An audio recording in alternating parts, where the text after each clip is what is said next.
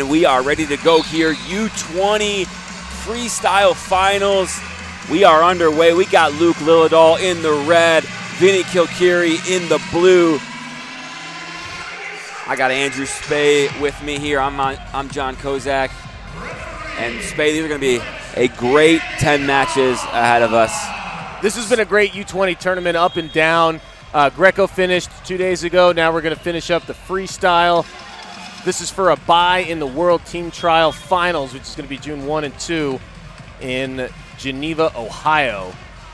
So this is kind of like the senior style, same deal. You sit out the finals if you win the Open. In the Sasso singlet, Vinny Kilkiri holding off an attack from Lillidahl. Yeah, and Kilkiri kind of a little bit under the radar in this bracket. You know, he true freshman at Ohio State in redshirt this year.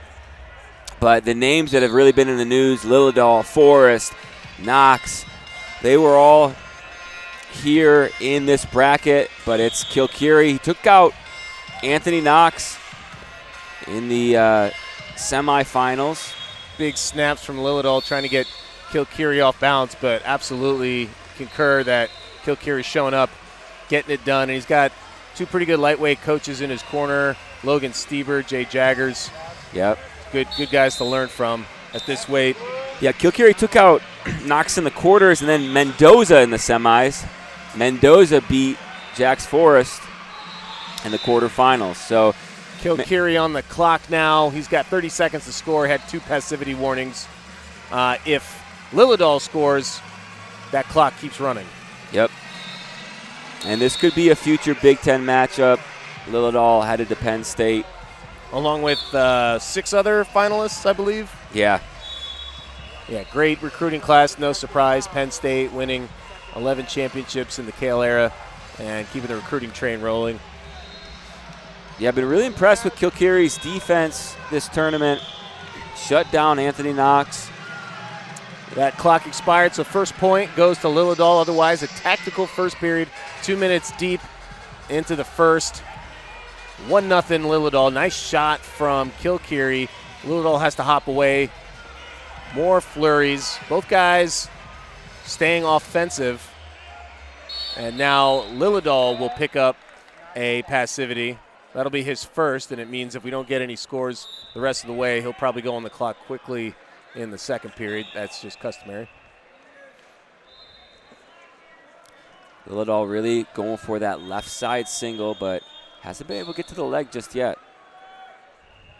Back in collar ties in the center of the mat. We have a stoppage and a warning about fingers. That's a verbal warning. Verbal warning before a penalty point will be awarded for whoever was not the offending party. 15 seconds remaining in the first period. Still just a 1-point lead for Lillidahl. Gets on an ankle in short time, but Kilkiri kicks free. And that should take us to the end of the period, and it does. Yeah, not a ton of action, but you really felt like both guys trying to score, taking some committed leg attacks, but not getting too close to a score. Yeah, and the higher profile the matches, the tighter sometimes guys will wrestle, but they're not shutting it down. They're not going into defensive mode. They just haven't been able to score on each other. Cornell Robinson in the corner for Lillidahl. Lillidahl went from Missouri Christian Brothers, I believe, where Cornell Robinson was, to Wyoming Seminary, where he is finishing up. And they're back underway in the second period. Yep.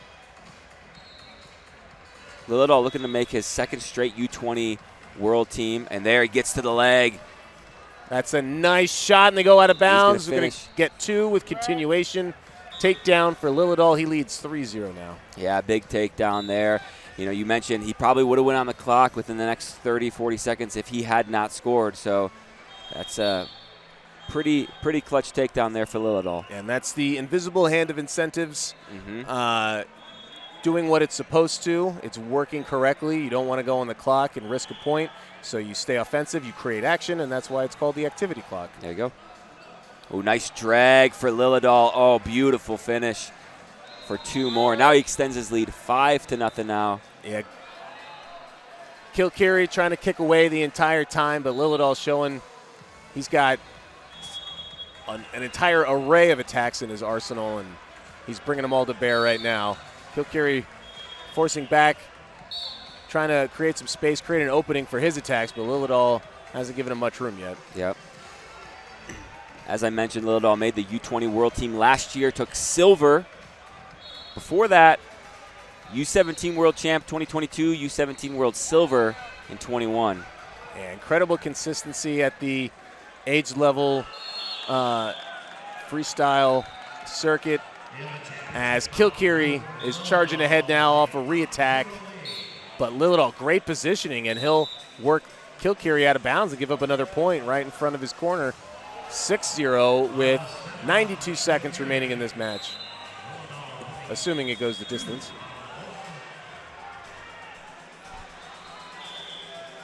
Really impressed with Lillidahl's movement. Kind of goes high to low, gets Kilcarry off balance, and now he's back in on a leg. They are grounded here. Ooh, does he finish? 2 offered and 2 confirmed. Wow. You can see some frustration from Kilcarry. He's getting pretty heavy with those hands, and Lillidahl just fighting through that. And, yeah, they let that continue for a little bit, and Lillidahl took advantage of that extra time right in front of his own corner. 1 minute, rounding that 60-second mark now. Lillidahl, beautiful pass in the elbow, getting on a single leg. But Kilcarry able to defend for now, but too many finishes, too strong. Luke Lillidahl, 10-0, clean sheet. What a performance in that incredibly stacked bracket. 57 kilo, you got your champ right now, and Luke Lillidahl. Luke Lillidahl, man, really high-powered offense we saw there in the second period. And now he's sitting in the U20 World Team Trials finals. You mentioned, really stacked field, great performance, huge advantage sitting out. But there's one guy who's not in the field right now, and that's Marcus Blaze. We'll likely see him in Geneva, Ohio next month. Yeah, and Blaze also able to make the U23 team if he wants, for making the national team, top 3 after trials. Yep. Now we're moving up. We're moving up to 61 kilograms. We have Kyler Larkin in the blue, taking on Cal Hughes in the red and white. Larkin heading to Arizona State next year. Cal Hughes, true freshman this year at Oklahoma State. Man, and I tell you what, both these guys, kind of tall, longer for the weight, but Cal Hughes, he looks big for 61 kilograms. Yeah. Everybody's going to be in good shape and wrestling well to get to this point as Hughes drops down on a single leg. Shallow whizzer for Larkin. But, Hughes, especially the way he blasted through that bracket, really impressive stuff. Right on the edge, trying to walk the tightrope on one foot is Larkin, but Hughes too strong, pushes him out. First point going to the Oklahoma State Cowboy. Yeah, Hughes wrestled this year in his redshirt year, all at 141, I believe. So now you got to think 133 might be an option for him next year, but we'll see. Yeah. Slide by attempt by Larkin doesn't land. Hughes is able to circle. And, this is an interesting tournament in between the seasons for college. How it all shakes out remains to be seen. Hughes trying to get some big points there. He was underneath Larkin. Now dropped to a single leg as he climbs up, pulls on that hip, and he's going to collect 2 more there. Nice sequencing going through all the different finishes to make sure he gets at least 2 out of that. Yeah. Looking for a lacer, letting him work for a bit on top. There's the whistle to come back up. It depends on the situation. There's no hard and fast rule. Usually you get about 15 seconds, but it could be less, it could be more. Yeah, Hughes, I did look. He did wrestle one tournament at 133 and then moved up for the rest of the year at 41. But you mentioned his path to the finals. He did have a barn burner in the quarters against Corey Land. He was down 10-2, came back won 11-10. Yeah, that's some guts, especially when there's no easy matches in these brackets. 1 minute remaining in the first period. Larkin with his best chance to score. He doubles off, gets behind, quad pod defense for Hughes. got plenty of time to work. How creative can they get? Hughes reaches Wow, underneath. look at that. And he's going to turn in. He doesn't have a point yet, but Larkin's going over. Wow, that's a back bow if I've ever seen one. Hughes just getting mean with it, trying to touch the back of his head to Larkin's own foot. Takes some flexibility for Larkin. Amazing job just to get out of that for Larkin. Yeah, I mean, to not just say, all right, well, this is no good. I got to get out of this position, and you go to your back or what. But he's still fighting. Credit to Larkin. Now he's in on a leg. It's 5-0, and now we get the stalemate. And for Larkin, man, you're in on a single. You're behind quad pod. You think you're going to finish, and it goes from getting a takedown to giving up some points there. So big 4-point swing there in Cale Hughes' favor. But as we've seen, Larkin can get to a leg, very close to a finish. He's not out of this match just yet. Yeah, Larkin has plenty of tricks up his sleeve. He's got offense when he needs it, but, getting through Hughes, he'll have something to say for it. A little confusion at the end. Point went on the board, and you saw Chris Perry, who's down in the corner with Eric Guerrero for Hughes. A couple of NCAA champs, not bad to have in your corner, and Zohir El Iraq, part of the Cowboy RTC as well. But the point went on the board. Chris Perry wanted to see what was up with that, but that was an erroneous point. It came off. We went back to wrestling. Yeah, Coach Perry said, hey, take that point off. No point, please. No, that's the right call for sure. Yeah. Sometimes gets lost in the confusion. Mm-hmm. So second period underway. As you mentioned, 5-point lead. Halfway to a tech requires a 10-point lead. Shot by Hughes. That's blocked by Larkin. Let's see if this position will be any better for him. Short offense. Hughes on one knee. And we got a stalemate. Larkin made the U17 World Team in 2022. Currently ranked number 3 right now at 132 the national high school rankings, and number 17 overall in our class of 2024 big board. Yeah, nothing but blue chippers. Or if you're not a blue chip yet, this is a way to make a name for yourself. Larkin underneath. Hughes hasn't bent over. He's in a pretty good stance there, pushing forward. And a stalemate and a restart. Still time to work for Larkin, but time not on his side. Nice level change. Sweep single. Hughes, single leg, has Larkin hopping. Is he going to get one or more here? One is the likely answer, and yes, it is. Single leg to a step out equals 6 total points now for Cale Hughes. Another swing single, and Hughes has been able to get to Larkin's legs throughout this match. Good defense for Larkin this time. He's giving Hughes a heavy dose of hips, trying to find an angle here. He's got both far ankles. Stalemate, it's still 6-0, 144 left in the match.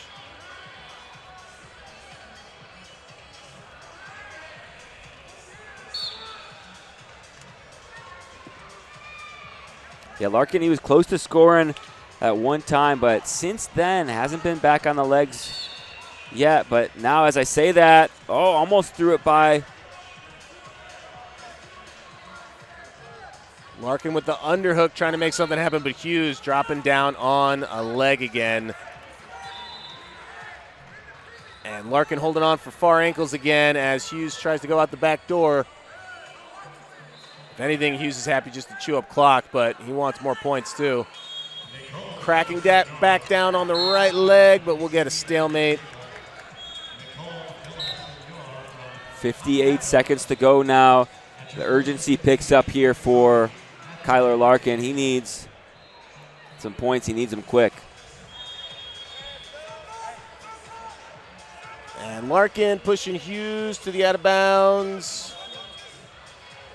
And he'll pick up a point there, his first.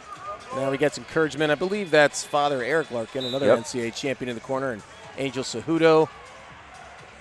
As Larkin in on a single leg, he's in deep again, but we saw Hughes scramble out of this type of situation earlier. Okay, 2 off, but that's white paddle for Hughes, so Larkin still within a 5-point margin, but running out of time, under 20. Hughes fighting that single leg. Larkin, close. Quad pod defense for Hughes. Still no score yet. Under 10 seconds to go. 2 goes on the board. It's not going to be enough for Larkin. Final seconds. Cale Hughes, your U20 U.S. Open champion. Yeah, great tournament, great match there for Cale Hughes. And he's going to be in the finals of the U20 World Team Trials next month, man. And really, you go back and you look at it, that one exchange, a 4-point swing. Yeah. That's where Larkin, he's going to go back. He's going to look at that and say, wish I had that back. But great match for Cale Hughes. Great tournament as well. Yeah, and a future potential Big 12 rivalry. Yeah, that's right. Larkin going to Arizona State going to the Big 12, Oklahoma State, the undisputed leader of that conference as far as wrestling goes, historically and very much recently. So we're going to move on to 65 kilos. This will be fun. Aiden Valencia in the red, gold singlet, taking on Bo Bassett in the blue. Got a lot of eyeballs on this right now. The mat just got a little bit busier with people coming over to watch. Bo Bassett attracts a crowd. Yeah, and Aiden Valencia, man, these 2 high schoolers here. Aiden Valencia, senior in high school, headed off to Stanford. Bo Bassett, just a sophomore in high school. These guys are ranked number 1 and number 2 at 144 pounds. Yeah, classic who's number 1 situation right now. 30 seconds in, Valencia tried to get a go behind, reached over, had a lat, but Bassett defended. And now look at that hand fight. This is going to be a high-paced match. Neither of these guys know anything about slowing down and being tactical. Yeah, and these 2 met last month at the Last Chance Olympic Team Trials qualifier. Bassett came out on top, but, man, it was in the balance. Valencia was in late on an attack, almost scored, I believe, a takedown. Bassett came out on top there. Valencia looking to turn the ties here. Speaking of ties there in collar ties, ear to ear, elbow to elbow. Now they wrestle out of it. And we're going to get a warning, hands to the face. Verbal warning. No points or anything. Short duck. Doesn't land for Valencia. And now it's Valencia with the passivity. That is his second, I believe. Yep, it's his second, so he's got 30 seconds to score. Otherwise, Bassett will get a point. And there's a nice shot from Valencia. He's in on a single, but Bo immediately sit in the corner, collects a leg of his own. Valencia hasn't conceded anything yet. Still scrambling. 8 seconds left on the clock. Everything white paddle. No scores yet. Still scrambling. Still scrambling. Nothing yet. 1 point on for the activity clock. Now Bassett in a little bit better position, and he'll pick up Valencia driving out of bounds. Man, really fun sequence there. And when you think of Bo Bassett, you don't think of scrambling ability, but he showed it off a little bit there. Usually you think high-powered offense, going to go forward. But nice little scramble there. Absolutely, mixing it up, fun for the fans as well. 2 1-point scores there. The activity clock and the step out gives Bassett the 2-0 lead. A takedown will give Valencia the lead via criteria, but plenty of match to go before we need to start worrying about that. Just something to keep in mind. Yep. And Aiden Valencia, man, he's been so impressive this year. We saw him take out past NCAA champion Seth Gross in freestyle. He won a senior-level tournament, the Henri DeGlane, in January. He won the Reno TOC a season or 2 ago, if I'm remembering correctly. That's a college tournament, wrestling folk style. And this bracket, I mean, you got guys like Pearson Manville, Sergio Lemley, Coy Biskins. It just loaded bracket, and coming out on top are 2 high schoolers. Yeah, if you haven't heard of those names yet, you will soon. And time is up in the first. They're going to go to their corners. Jody Stripmatter and Bill Bassett, coach of the Bishop McCourt High School where Bo attends. In the corner for Bo, it's like Pat Bruckey, future Stanford coach. For Valencia, a couple little towel flaps. Bo gets towel down as well. Paces back out to the front. They got 5 seconds. Valencia only had a couple seconds over there with his corner and then back out. He wants to get this going. Neither of these guys, you have to worry about their gas tanks. As that hand fight, it's like they were looking forward to this. This is fun for them. This is how they unwind. Right back with the hands, right back with the ties. Valencia digging a lefty underhook. Bo trying to fight out of that. And now Bassett gets the passivity call. And he'll be on the clock. Jumping the gun. Bassett likes to do that. He saw it in his semifinal match. He did it a couple times. That was the first pass about him. That is not the clock. They're going over and talking about timing the whistle. Yeah, when you time it right, it works great, but you're playing with fire if you cross the line too many times. All right, so no clock yet for Bassett. That was just his first. It's hard to believe either of these guys are passive, but it's not that kind of call. No. It's more just the cadence of a freestyle match, trying to get activity to happen. Yeah, these guys are working hard. I mean, you see it in the hand fight. You see both guys trying to come forward, take ground, fire off shot attempts, but yeah, neither wants to give each other any space either. Yeah. When they restart, it's wherever they are, they want to just go again. like magnets. Yep. Yeah, this is how you wrestle in practice rooms.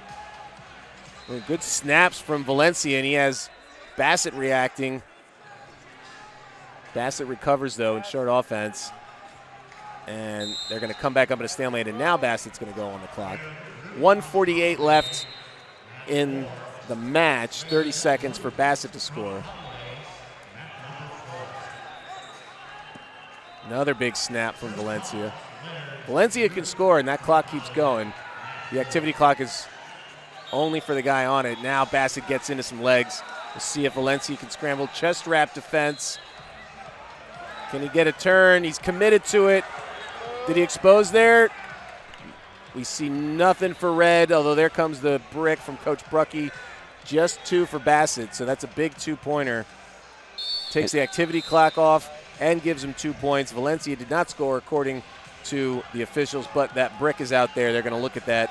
If so, it means Valencia gets 2 and Bassett only gets 1 on that takedown. Yep. The takedown becomes a reversal, so it'd be 3-2. Yeah, I believe, Bassett would still be in the lead because the score came before the activity clock ran out. But this is a big challenge here, and it's close. I think it's going to stand, but looking at it right now on the big screen, oh, it is very close. We'll see if we can get that in frame for you guys. It's up in the Jumbotron. They just took it off. Looks like they're getting their brick back. Yeah, that's usually the sign that the challenge is won, so let's see what they do with the scoreboard. So blue got 2. So it is 2-2 and then 1. Okay. So not exact. So a 3-point lead instead of the 1-point lead that we're expecting, but they gave Bo 2 initially. But it was 4-0, so it saved Valencia 1 point. That's right. 1 minute to go.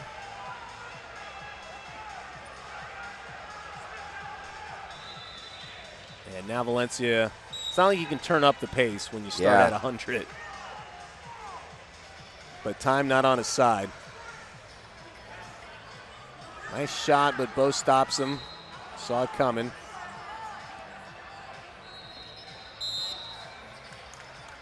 So stalemate. And once again, Valencia right back in the stance. 30 seconds remaining. Valencia taking ground.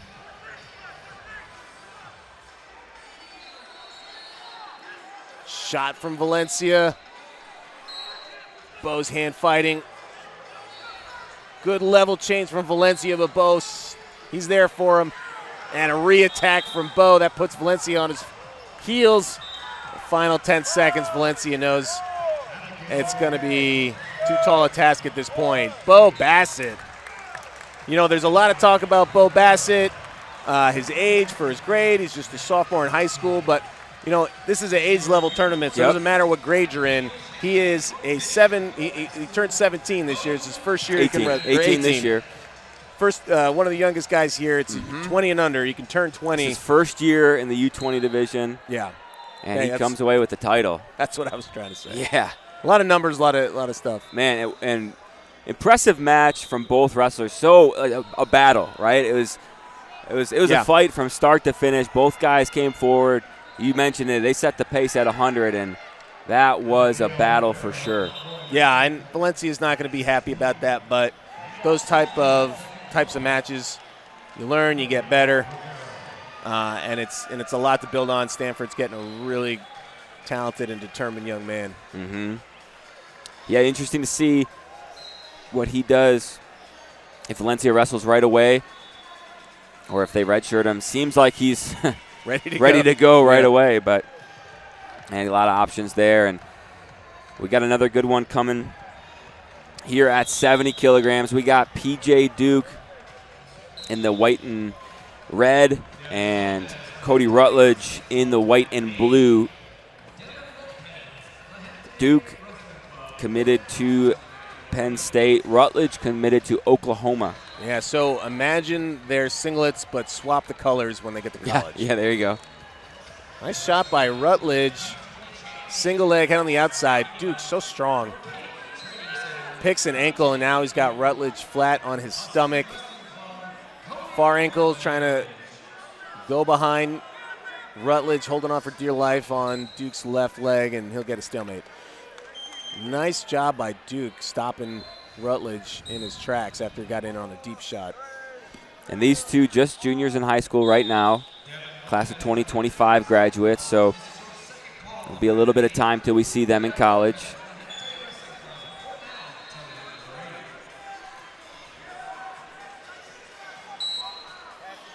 So first passivity, no scores after almost a minute, so no surprise someone has been hit with passivity already.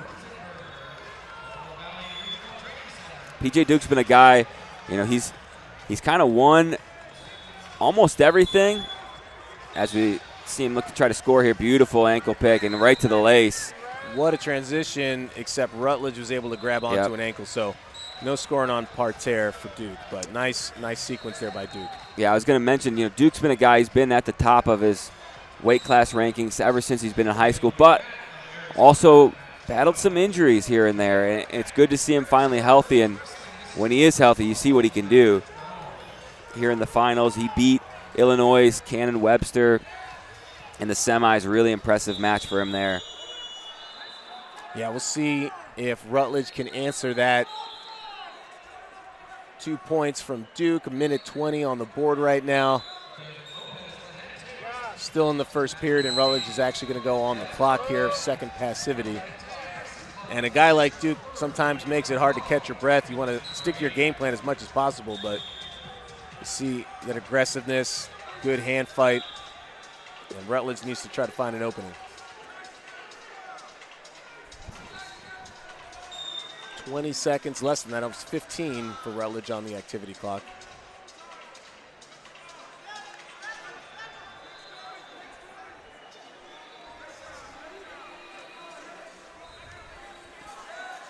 Looks like that activity clock is going to run out, so Duke going to get another point here as we go under 40 seconds in the first period. Yeah, 3-point lead for Duke, and if his defense holds up the way it has, huge snap. Rutledge was down on the mat, takedown and a turn. Their heads are still in bounds. Duke gave up that gut wrench, but that's that transition. He was looking for the lace last takedown. This time he gets a takedown and goes right into the gut and hits that going to his right. 7-0 just like that. Yeah, the pressure from that snap was just incredible. Rutledge just head down into the mat as Duke was running behind. Now Rutledge from Edmond North in Oklahoma. They had a monster high school team this year. Committed to Nebraska. Duke, Minnesink Valley, New York, headed to Penn State, as you mentioned. Rutledge going to Nebraska? I could have some, could be mixed up there, or Oklahoma. That's what I had thought. Perhaps there was a commit and a decommit, and I have some out-of-date information.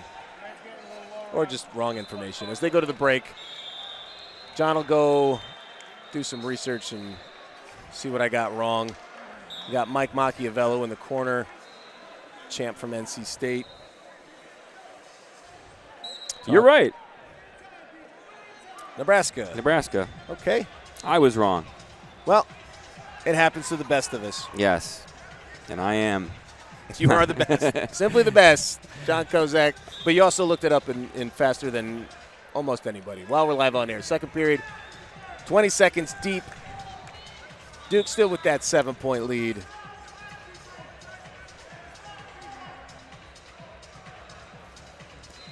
Nice shot from Rutledge, but again, Duke, great defense in that. You know, when your offense is working and your defense, then you get things like a 9-0 lead. Rutledge crawling forward. He might get hit with a fling, but it's a tough way to end the period. And then White paddled on Rutledge's counter there on the gut. 9-0 lead. Rutledge, life is left still in this match for him, but it's dwindling.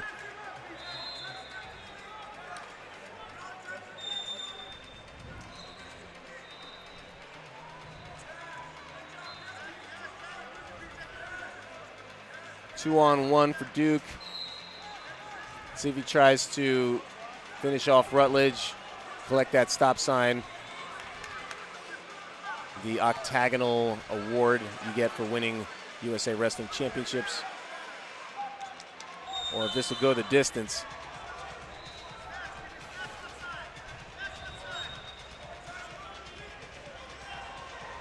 And Duke just overpowers Rutledge. They go out of bounds. And there's the championship. There you go. Don't leave Mike Mock hanging. Man, so impressive there. Coach Khalid gets another champ. But yeah.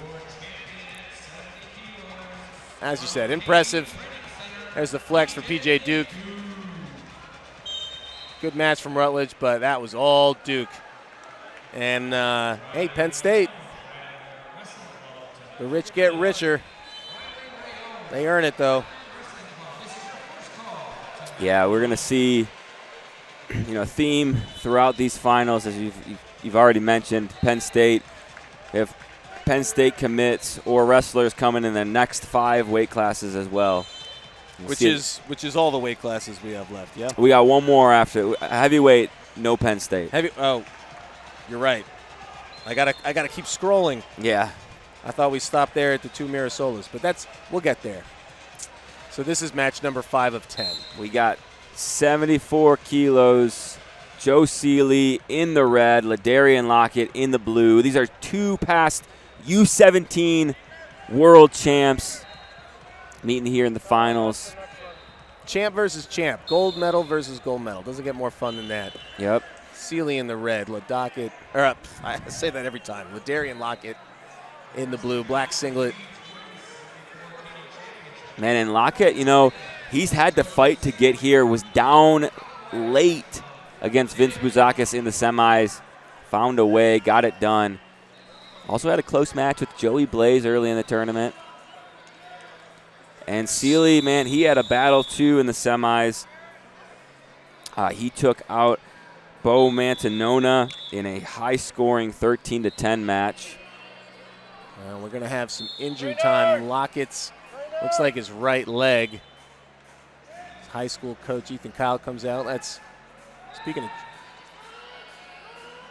of Zohir El Iraq as well. The right leg of Lockett.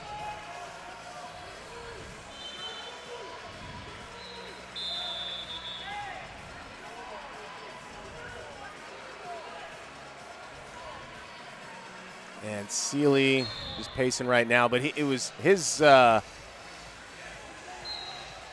fight. A lot of clubs, just keeping the pressure on that. Had Lockett, reeling backwards, and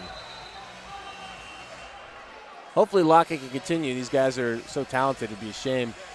Obviously, they both want to continue. Yeah, he's up, bouncing. Movement looks pretty good. Ladarian Lockett, man, we saw him at the Olympic trials, and he teched third place All-American Meyer Shapiro there. Yeah, that was a lot of youth was being served, although Shapiro also very young. That team trials was something else. Sealy gets a passive.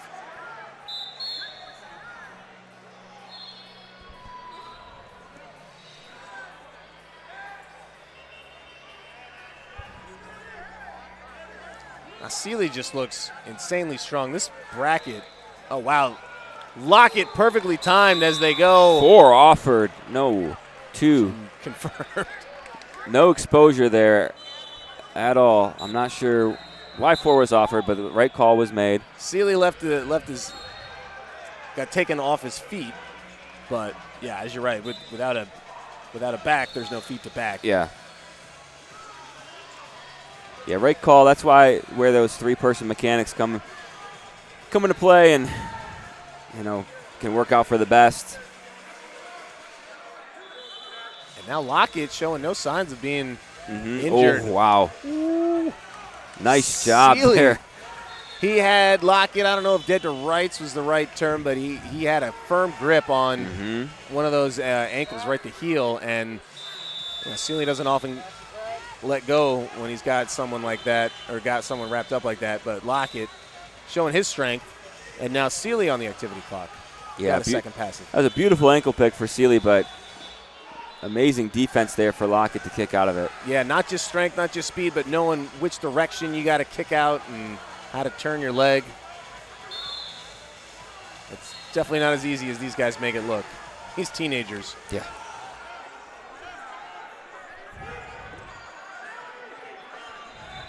And as you mentioned, double gold on the mat right now. This is the future of USA Wrestling on the mat right now. Also the future of Oklahoma State and Penn State. 2 of the winningest programs ever. Sealy taking a little ground.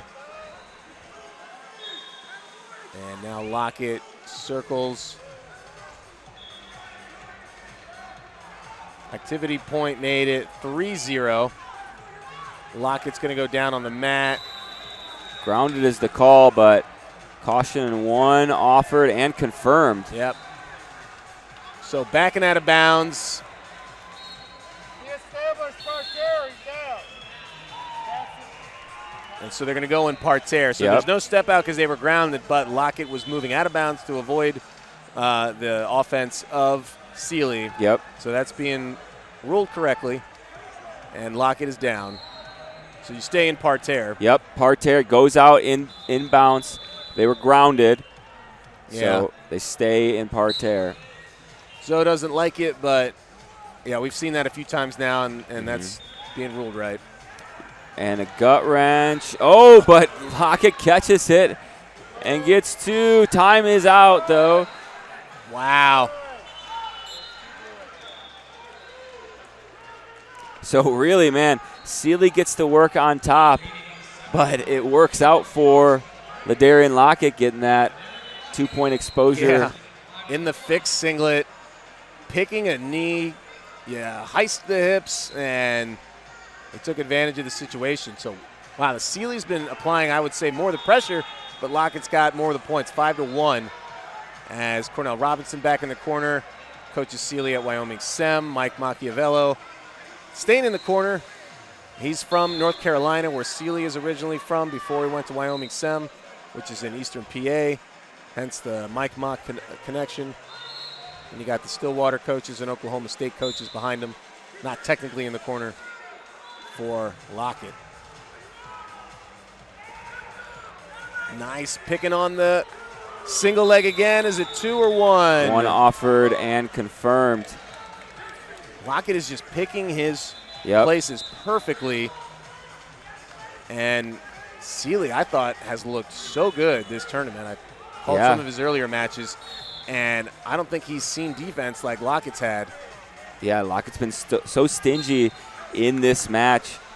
Really crafty, too, in some positions where it looks like Sealy's going to score, but then Lockett either scrambles out of it or scores points of his own. Yeah, really impressed by the counterattacks from Lockett as Sealy continues to push in here. He's doing a pretty good job with the hand fight as well, getting to the positions that he wants.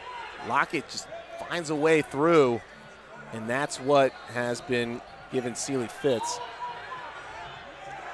Lockett giving ground again. Needs to shoot in. He's got to be careful. He doesn't want to go down. He doesn't want to give up another. Caution and 1 offered again. This time white paddled. Yeah, no caution and 1 that time, and Lockett, you could tell the way he was fighting, knows he doesn't want to be in those positions anymore. So Sealy, that may be a path to victory, is just applying pressure. Oh, nice throw by Lockett again. How is this one offered? Step out, 1 confirmed. 1 confirmed. Sealy's head went down, and now Sealy says throw the brick. And that'll give both guys a breather. I don't know if stamina was going to be an issue or where either guy was fading, but yeah, it doesn't seem like, Lockett's really fading at all. If you're going into this, you think Sealy, he's got a motor, he's going to come all 6 minutes, but it's been Lockett. So now we'll see if we can get the shot up there. So you see Sealy's head hits there. Who hit first, though? And you can't really see from this angle. Maybe they're going to look from another angle and see. Yeah. That's the they have 2 cameras now, with that wide angle one, and then the one that you're looking at there is the regular feed. That's what you saw. But you can't see Lockett's head. I think they're going to have to let it stand, because Sealy's head blocks the view. Yeah, it's really close. I think the whistle had a pretty good vantage, so I think they may have to just stick with what got called. They're giving him the brick they back. Are bringing the brick back. Yeah, they're giving Sealy the point. Wow. They saw it on there. It was tough to see from our vantage. I could see why, though. Lockett's head was a little bit lower. I didn't think they got a shot of it, but they saw it. And their judgment matters, 6-2. Yeah, so that makes it a lot closer for Sealy. Just needs 2 2s or a 4. And just like that, as I say it, Lockett blows through a double for 2. Now it's a 6-point lead. So impressive there for LaDarian Lockett. That was a textbook blast double, and it couldn't have come at a better time for him. Looks like Sealy was getting back in that match. You win the challenge. It's basically a 2-point swing there. You go from giving up a point to gaining one, and then Lockett answers with that well-timed precision blast double. So we'll see how Sealy responds. He has a minute and change to work with. And Lockett again has to be careful. He's better. You got to circle, whereas Sealy is just going to send you right out of bounds. Sealy's corner wants passive. They want his caution. Yeah, I mean, at this point, 50 seconds to go, Sealy needs more than passives for sure. He's going to need 2 cautions for fleeing, but we've seen it happen at the senior level.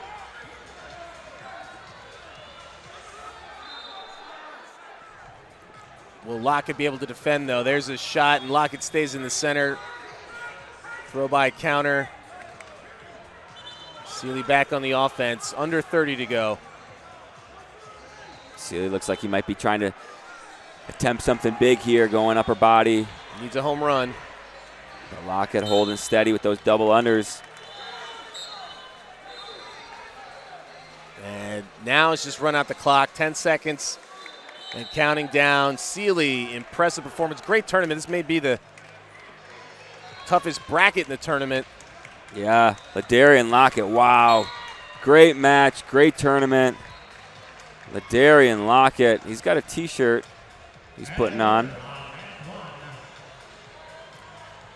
I'm not sure we're going to be able to tell you what the T-shirt is, but we'll find out later. Yeah, good sportsmanship for Seeley. Gives him a little hug, and Lockett. Oh, D2 Saucy. D2 Saucy, baby. Not sure what the front says, but Ladarian Lockett, impressive performance there in the finals. And he looks like Road to the World Team is what that T-shirt says. And, man, so impressive there for Ladarian Lockett. He's sitting in that U20 World Team Trials finals. I mean, 57 so deep, it's tough to, call it now. Lillidahl, Bo Bassett, crazy impressive. PJ Duke, Ladarian Lockett, though, is he the OW in the clubhouse right now? I don't know. Yeah, he might be. He's definitely a contender for sure. And now up to 79 kilograms, we got Zach Ryder in the blue, taking on Noah Mulvaney in the red. Ryder headed to Penn State next year. He's a two-time U17 world bronze medalist. Noah Mulvaney, true freshman at Bucknell. And, man, Ryder so strong. Power, yeah. Throws that underhook by, attacks the body, and gets a takedown early. Yeah, very impressive from Ryder right off the bat, kind of setting the tone of this bout. Yeah, and watching Ryder through this tournament, his defense is impressive. And so getting that early lead, that's key for him, and it's going to put him in a good spot here. Yeah. Also, two great mullets, if I might say so. Yeah. Understated mullets, but nonetheless, undeniably mulleted haircuts. Mulvaney is at Bucknell. Yeah, placed at EIWAs, won a match at NCAAs, beat another EIWA man in Andrew Cerniglia. But 2 matches later, that was the end of his tournament. Yeah, he's just a true freshman. Solid year. Yeah, and this is and he comes from AWA, the Aspen Wrestling Academy. Whoa, a lot of power there. Almost a pancake. And I think that's going to be a theme of Zach Ryder's wrestling is power. Mm-hmm. Doing that to a national qualifier, albeit a true freshman, as you said, but anybody that makes the NCAA tournament, not someone that usually gets pushed around like that. Yeah. And, Ryder, 79 kilos. That's right around 174 pounds. Questions for Penn State. Who's going to be their starter next year at 174? Could be this man right here. Ryder in on a single. Mulvaney hopping on one leg. He's in quad pod. Ryder wants 2, not 1, or potentially more. But he'll have to settle for 1. Ryder also trying to be the second wrestler from Minnesink Valley in New York. PJ Duke also from there.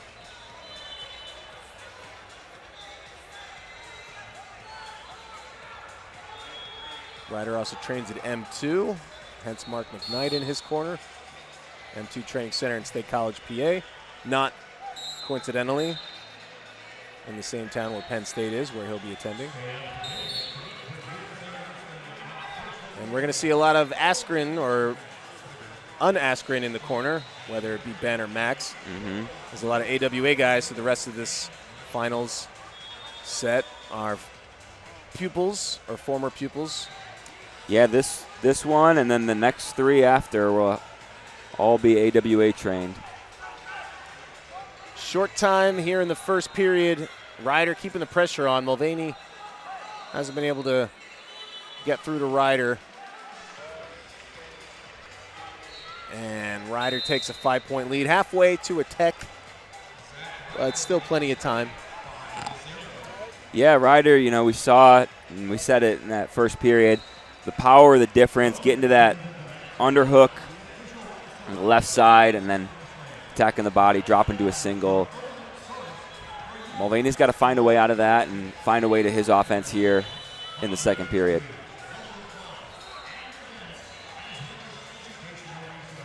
Yeah, it will be interesting to see how he responds here.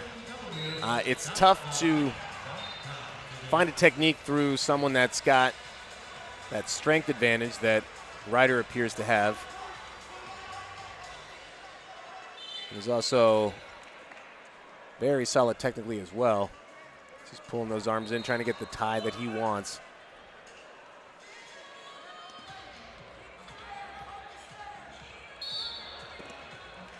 Big snap from Ryder. Mulvaney recovers. And the underhook from Ryder now has Mulvaney with limited options. Ryder drops down on a single leg.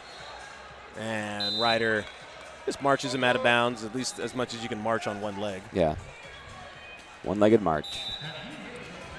6-0. Ryder firmly in command of the match right now.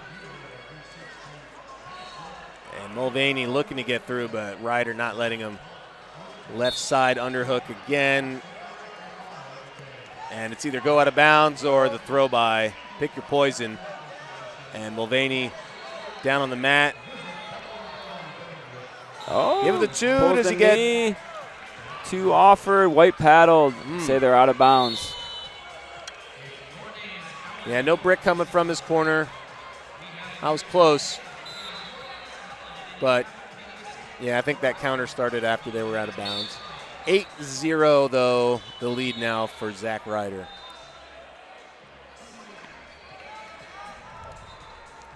You know, it hasn't been flashy for Ryder here. Kind of methodical, get to that underhook, throw it by, but still pretty impressive against someone, you know, like we said, national qualifier like Noah Mulvaney. Ryder senses another opening. Does he get the one, or is he going to try to finish it? I think he wants that two. Dragging Mulvaney back, running the pike. Single leg in the air again. Good defense from Mulvaney, surviving this long. There he goes out. So it's 9-0. And this is where, you know, as a wrestler, you may be down 9-0, but you just get back to the center and see what you can do. And now we'll get a step out. Yeah, step out. Yeah. You're seeing big, deep breaths here for Ryder. You know, he's definitely put he said get back up, man. Mulvaney's and going Mulvaney goes forward. Yeah, it's not Mulvaney. Good job. It's not his job. He listens to the whistle, not to Ryder. Ryder trying to buy himself some time. Out of bounds again. Another point.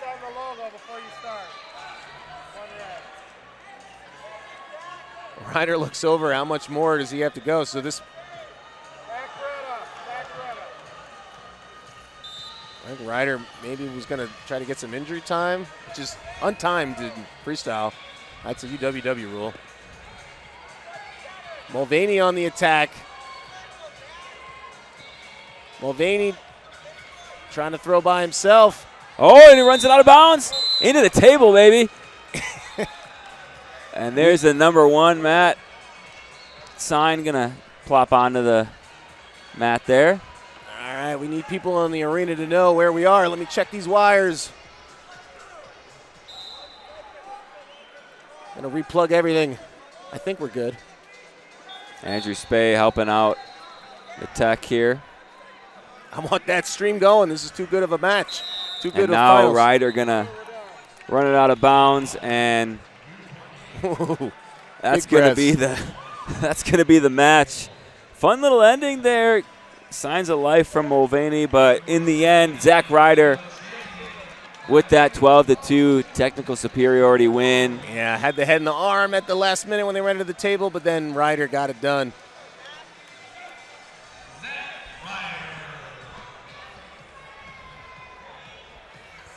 Yeah, impressive work for Zach. Great fight from Mulvaney. And Ben Askren doesn't have to go anywhere. Yeah, we got Aiden Sinclair in the red, Josh Barr in the blue. Sinclair out of AWA in Wisconsin. Sinclair headed to Missouri. And Josh Barr already at Penn State. Was undefeated this year in the red shirt. Highly, highly touted recruit out of Davison, Michigan. Yeah, you might recognize these guys and most of the guys that you either saw already or will see from Who's Number One. And these two guys are no exception. Bringing out the best in high school every year. As Barr reaches in, Sinclair, he's a crafty guy, unsurprisingly. Coming out of the AWA Wrestling Academy. Askren trained, usually those guys got some tricks. Yeah, you'll see Barr shoot a lot. He'll spend a lot of time on his knees, kind of extended, but he's got those long arms, and he's really good at avoiding giving up those go-behinds. Yeah, height advantage definitely for Barr. He's also been in a college room for years, got that experience at State College. Mm-hmm. Didn't know if he would have had to cut down and wrestle 174 if Starachi wasn't going to be able to wrestle. Obviously he was, and well enough to win another title.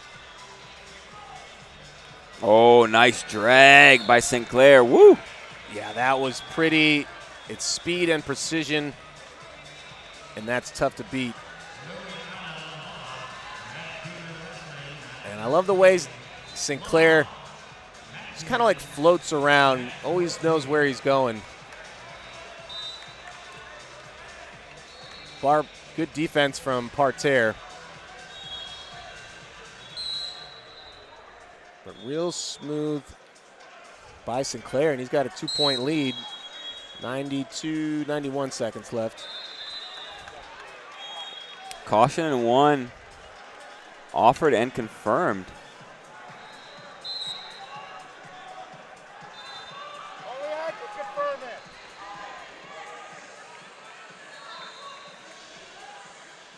And Askren saying there should have been confirmed, but the chairperson did not confirm it, so there's no point on the board. But considered a stern admonishment as a snap down from Sinclair has Barr defending a go behind. Sinclair keeping Barr on his toes.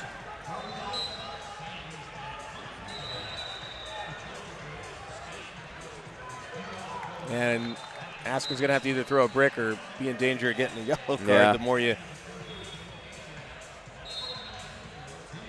stand up and question. There's a mechanism for Askren.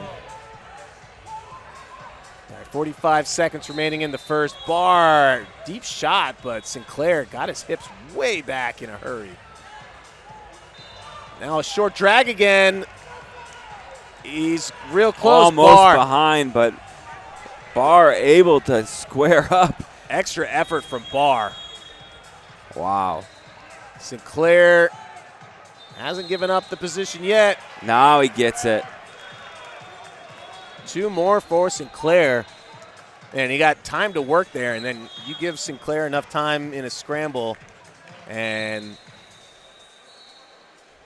he figures out a way. Yeah, really crafty, as we've seen, you know, with those drags and then in those scramble positions. And Barr really hasn't been able to get to Sinclair's legs cleanly.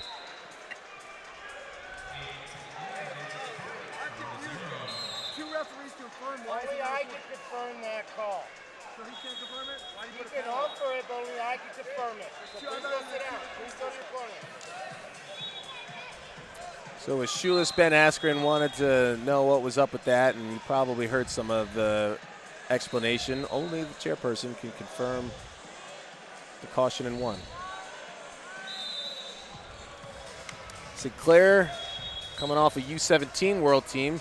This will put him in pole position to make a U20 his first opportunity. Second period underway. Barr's going to have something to say about that. 4-point deficit. Certainly not insurmountable. Another shot from Barr. Sinclair keeping the pressure on. They wrestle back to neutral. Barr with an underhook on the right side. Yeah, UWW rulebook. Only in passivity, caution, and fall situation where the mat chairman's approval must be obtained. There it is, in black and white. That's the blue.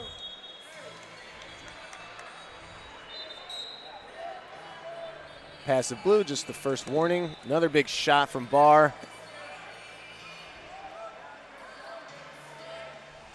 Short offense for Sinclair brings Barr down to the mat. Yeah, we were right on that. Zeroed in on the rule. Yep. Now we know. Email that to Ben. You got his email.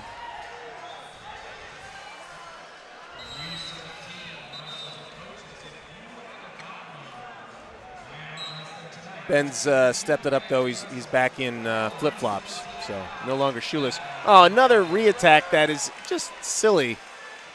What do you do in those situations? You shoot in. You've been shooting all match. Sinclair times it, go behind, and now with 90 seconds left, it's a 6-point lead. I mean, that's too fast. Some would even say too furious. You took the words right from me. I let it sit there long enough, and I had to go for it. All right, Barr now with a 6-point deficit, and we're going to get a warning. Sinclair got his hands up in Barr's face. So he gets a stern admonishment as well. And if Barr can't get any closer to a takedown, big sprawl on that last shot. Barr deep again, head on the outside, but far ankle for Sinclair. Wow. And leverage applied, and it's 8-0. Aiden Sinclair, just all the answers for Josh Barr here. So impressive. 8-0, 2 points away. Yeah. I mean, you have fall. Cale Sanderson and Casey Cunningham in the corner for Barr, and I don't know if they were expecting that from Sinclair. You're just watching a guy that they know what Barr's capable of. They're in the room with him, and they have to be just impressed. We're going to get a tech fall. There it is, 10-0. Aiden Sinclair jumps into Ben's arms. They almost take out Gary. You see in the back there, Gary Abbott, a legend of USA Wrestling Communications, literal Hall of Famer. They had to do a quick dodge. Man, Aiden's a big boy to be running at someone like that. Yeah, Ben wasn't just like picking him up and lifting him in the air like, like a ballroom dancer. He had to absorb that. Wow. All right. Well, I said LaDarian Lockett is the leader in the clubhouse for OW, but when you tech fall, Josh Barr in the finals. So impressive.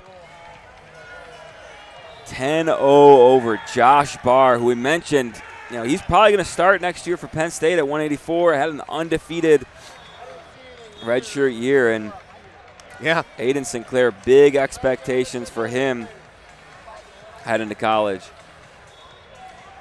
Yeah, Missouri, not to be overlooked. They didn't have the season that they wanted, the finish that they wanted, but they got a lot of studs on that team coming back too.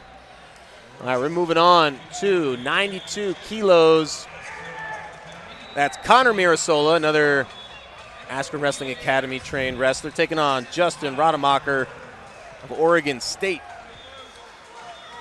Yep, Mirasola headed to Penn State, and Rademacher just finished his true freshman year at Oregon State. Was an NCAA qualifier. Really got progressively better as the year went on, and having himself a good tournament so far. But Mirasola, I think everyone would consider him the final boss in this bracket. Yeah, and Connor shows why right in front of you. Single leg, real clean finish, and he'll take the 2-point lead.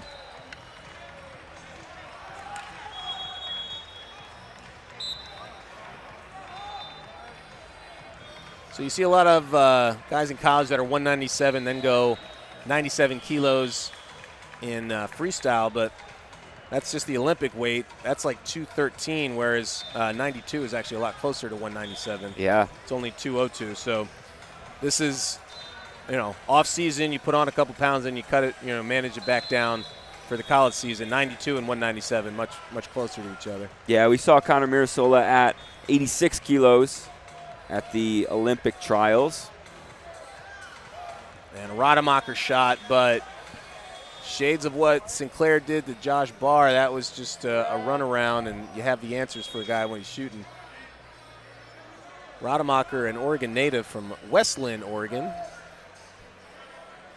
Not unlike Oregon legend JLP Sonnen. Share a hometown. We're back to the center. 4-0 lead for Mirasola.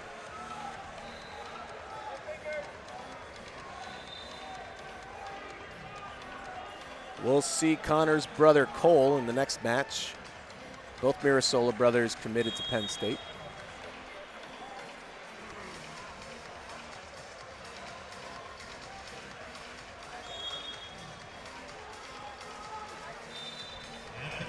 Rademacher is going to get a passivity warning. That's his first.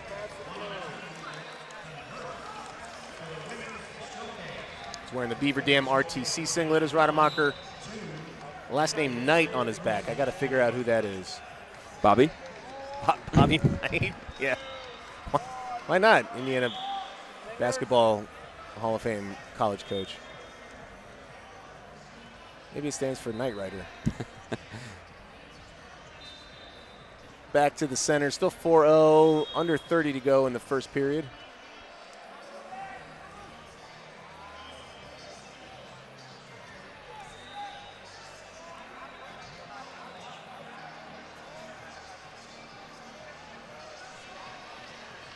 Final 10 seconds, collar ties.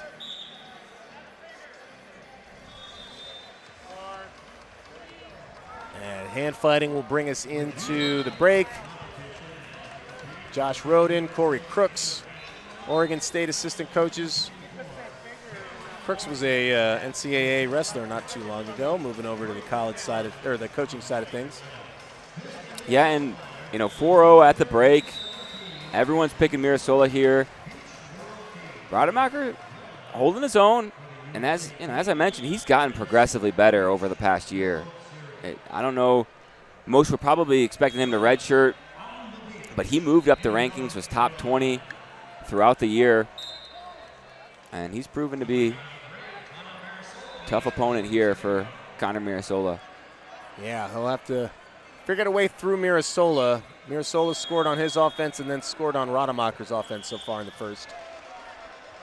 But a lot of match to go, and as you mentioned, not an insurmountable deficit.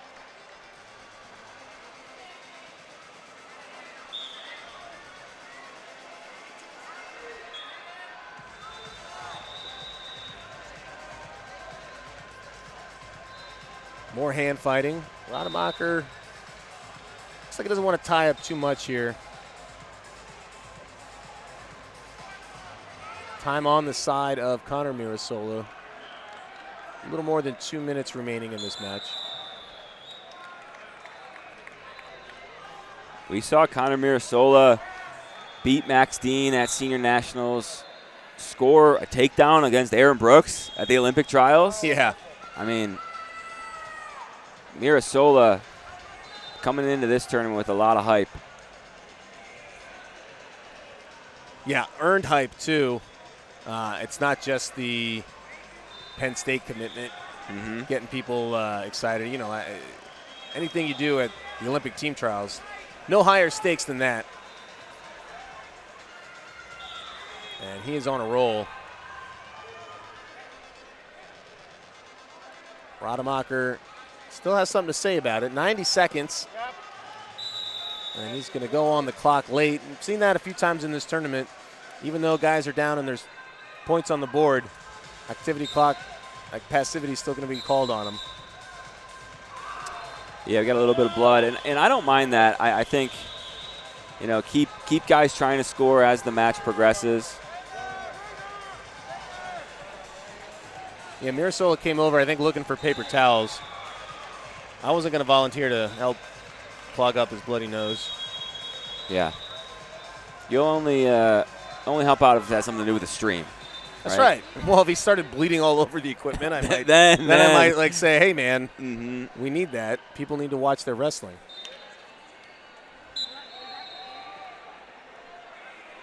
So 30 seconds on the clock for Rademacher.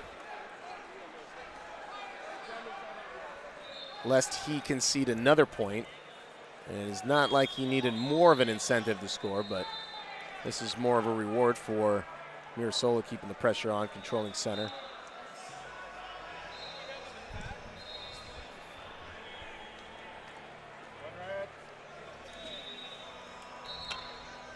And it'll be another point, make it 5-0, just under a minute to go. Aiden Sinclair has joined Max Askren in the corner. He just beat a Penn State wrestler. Now he's going to help cheer on his friend that is going to be Josh Barr's teammate in college. Nice little exchange there. Ooh, Good there's movement. A big club by Mirasola. But yeah, nice flurry.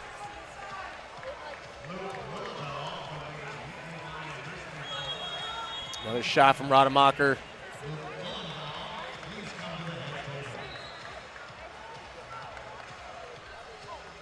Under 20. Even a 4-point move won't do it. Theoretically, he could hit a 5. I don't see that happening. I don't see anybody doing that to Connor Mirasola. Yeah. And that'll do it. Unscored on Connor Mirasola. I'm gonna guess he wasn't scored on this entire tournament. Let's find out. 92 kilos. Yeah, you got to feel good about Connor Mirasola making the world team after his performance here, but he goes to the finals, has to win a best 2 out of 3. Connor Mirasola, great tournament, start to finish. You got that? Yeah, dominant. He had 4 tech falls unscored upon.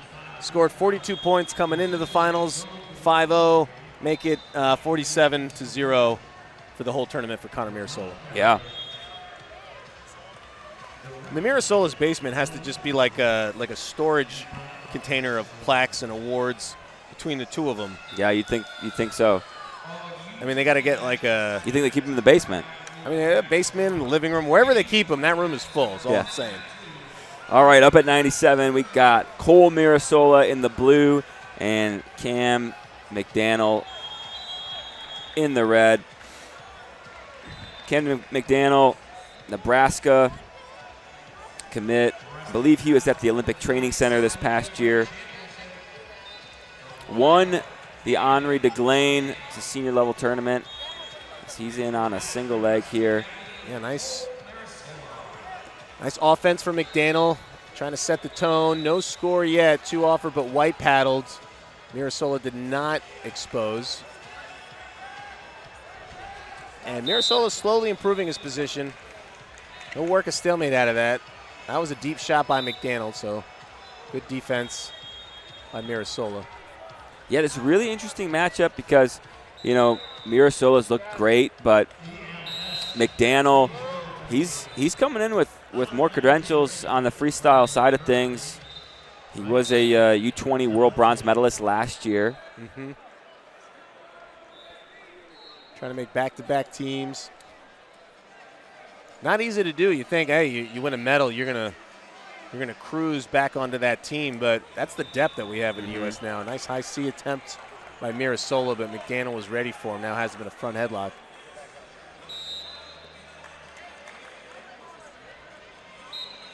They're doing the the restart do-si-do. Yeah. That's the game within the game some of these guys play.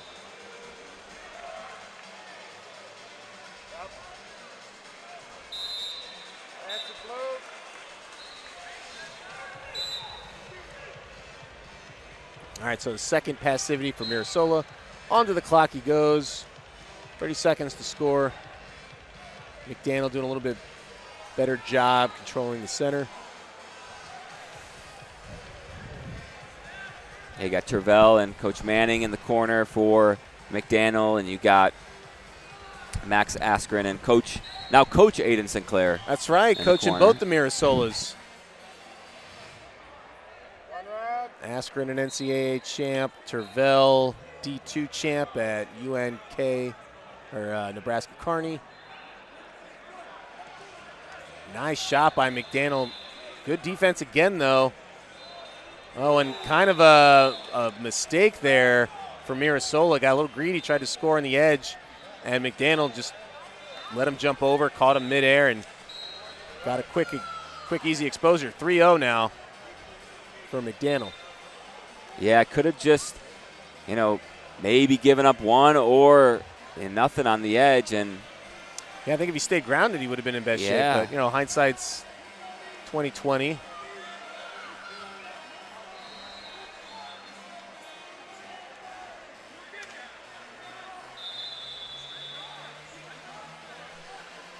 Short time left in the first. Still 3-0 lead for McDaniel.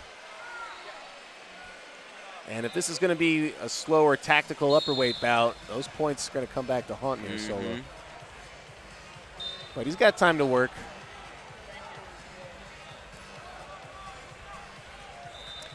We're going to go to the end of the period. I like the way McDaniel's been keeping Mirasola on his toes. The best defense is a good offense. Yep. And he's got some pretty good coaching there. Manning, Delagnev. Delagnev now a 3-time world and Olympic medalist. He got one upgraded, right? He got 2 upgraded. 2. An Olympic one, Tamazov, tainted, and then Makov of Russia. Okay. Tamazov, originally from Russia, went to Uzbekistan. Had 2 medals stripped. They just haven't gotten to the other samples for there. And then Bilal Makov. 14, though, he won it outright, won a bronze. But he earned all of them. That's right. By doing it clean, doing it right. All right, back to the action. Second period underway. Heavy hands from McDaniel. Mirasola's backing up, trying to regain positioning. Half shot there. McDaniel catches him.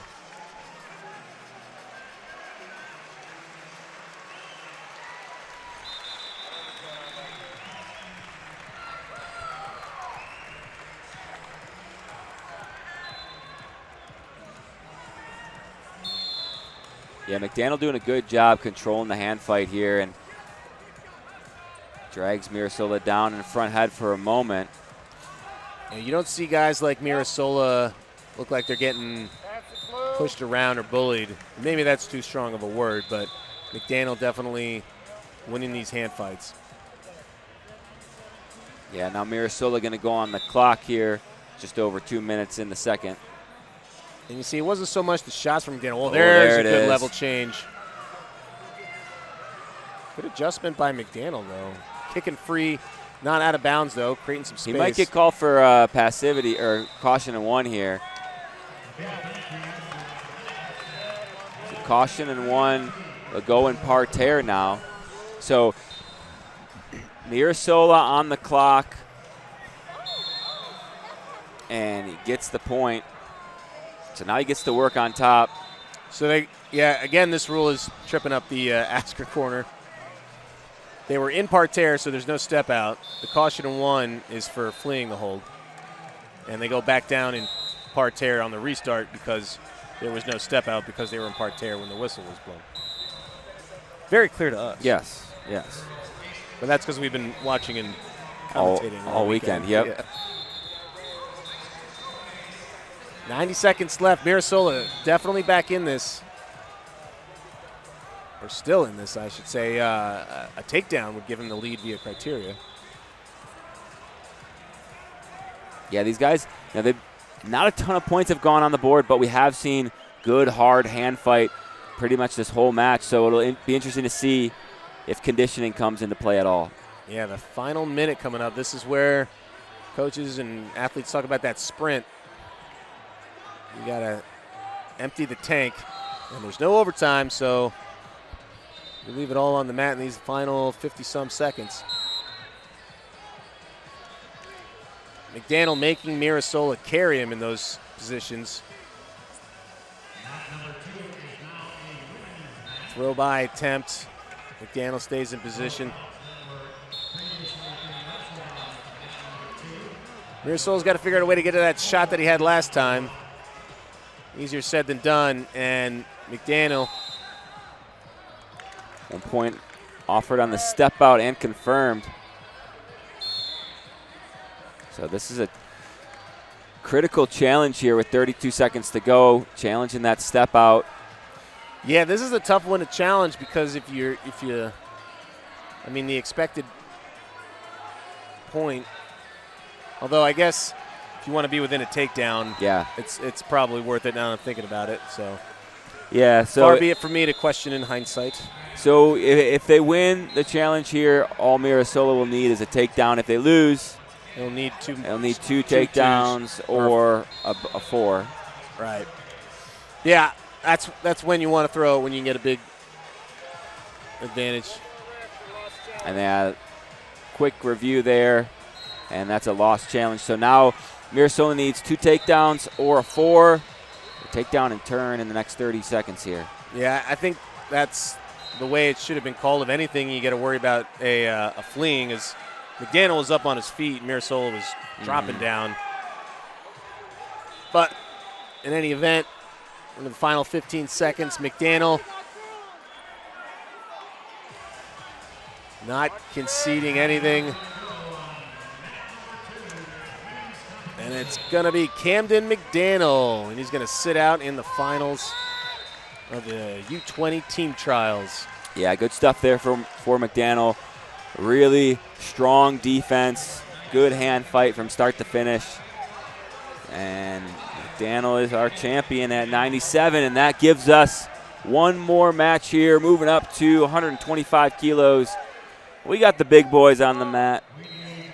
It goes so fast. It always does. I mean, we've seen 9 really good matches, and in here should be a good one as well. We got Jimmy Mullen.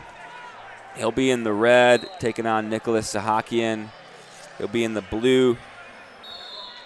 Mullen is at Virginia Tech.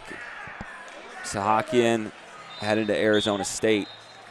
Yeah, and I got to call both these guys as semis. I got the heavyweight semifinal mat earlier, and Mullen kept it, or Hopke kept it close with him, and then he raced ahead for a 16-4 tech. Mullen just looking very nimble on his feet for being a big dude, and then Sahakian and Itow were in a knuckle busting knockout, slobber knocker, whatever. So be prepared for a very hard fought heavyweight bout. Shot off the whistle by McMullen. He's in the red. Not McMullen, just Mullen.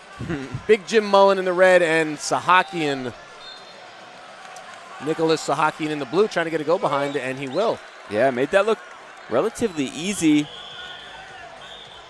Sahakian definitely with some size on Mullen here. And he gets the gut, 2 more. Yeah, I'm going to say that every time. Now it's in my head. Mullen tried to hip heist and get a step over, but Sahakian stopped him. Mullen defending both sides now. You can see great technique on that. Sahakian just making Mullen fight with every muscle in his body. We've already got some blood here early. And this was something that happened in his match with Itow. Sahakian's nose has sprung a leak. Yeah, you know, I visited Virginia Tech last year, talking to Jim Mullen early in the season. He said, you know, before he went to college, he never really lifted weights, which is, you know, kind of hard to believe. So, yeah, you know, I think he's still rounding into form, into a full-size heavyweight. He's definitely put on some good size after 1 year in college, but you see a big boy like Sahakian, size could be an issue for him here in this match. It's a scary thought to think Mullen's, you know, still. I was going to say, we haven't reached full-size Mullen yet. That's scary. You see Sahakian also got some size. And they say you can't teach size, and I mostly agree. Oh, wow, good little arm drag. Go behind for Mullen. He'll get 2. And you see those quick feet. I mean, he dances around guys. Maybe one of the fastest, most fleet of feet of any heavy. So he gets 2 points back. Yeah, you know, he also committed to play football at Virginia Tech, so solid athlete for sure is Jim Mullen.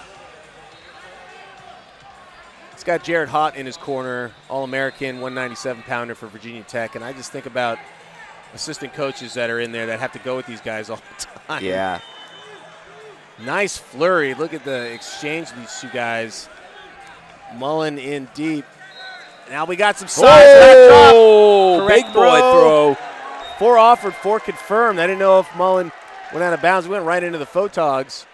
Yeah. I don't know if he exposed there, but I didn't have a view, so everybody agreed.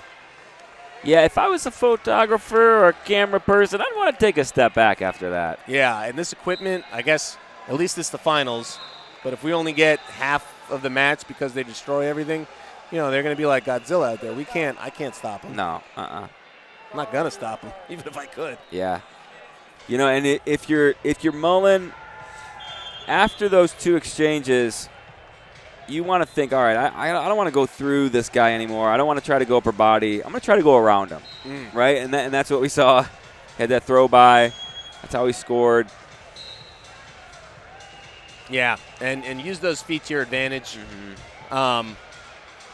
You never know. I mean, he was close to getting the advantage of that position, but these heavyweight bouts can swing on who wins those throws. And Sahakian showing he's got some upper body chops. And now we're back underway. Still 1:20 to go in this first period.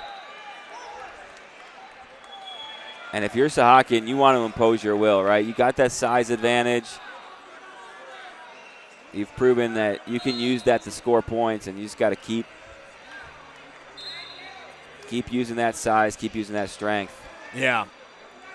Shrug attempt by Mullen.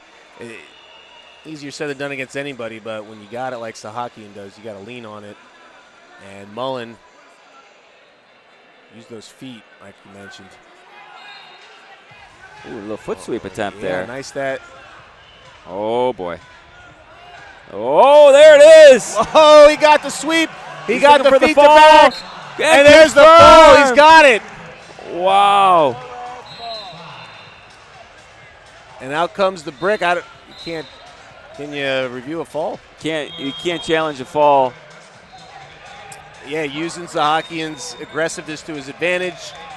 You see Hot saying, "Yep, that's just like we practiced it." We'll see if they review it on the board. I don't know if they even can review it. Yeah, they can't review it, so instead they spike it. Yeah. But good sportsmanship from Sahakian there. Hey, and you gotta like the future of a guy like Sahakian. Oh, for sure. He's in high school. That's a high school guy. He's gonna go to class later when he gets back. Yeah. But how about Jimmy Mullen? Jimmy Mullen is our champion. He's sitting out to the U20 finals.